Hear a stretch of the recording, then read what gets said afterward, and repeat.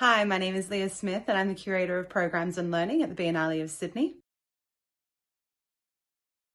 I believe the role of the curator is essentially a caretaker, and I think acts of care can be understood in various different ways. I think they're becoming more expansive.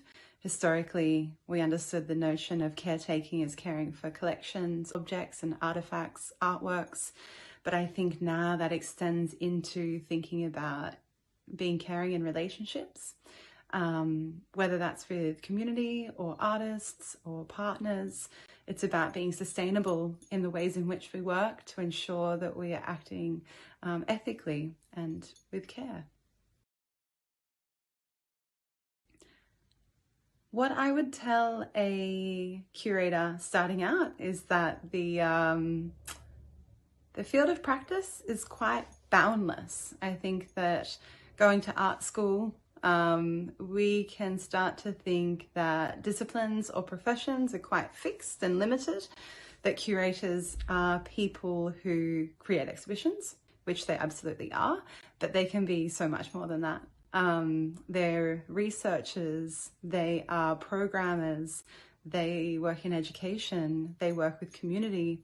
And so it's a practice that can look really different depending on who is in the role.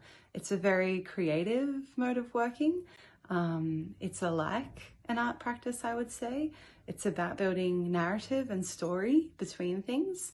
And whether that is between people and who they are and what they bring, if you were to think of it in the context of a public program or a pedagogical encounter, or whether it's about putting something physical together in relation to tell a story.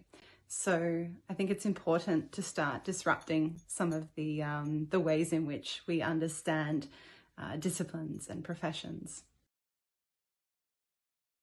I believe art matters because I feel it's one of the most important spaces that we can come together and hold a difference in opinion. This is something that I try to cultivate actually actively in most encounters that I facilitate in my curatorial practice at the Biennale.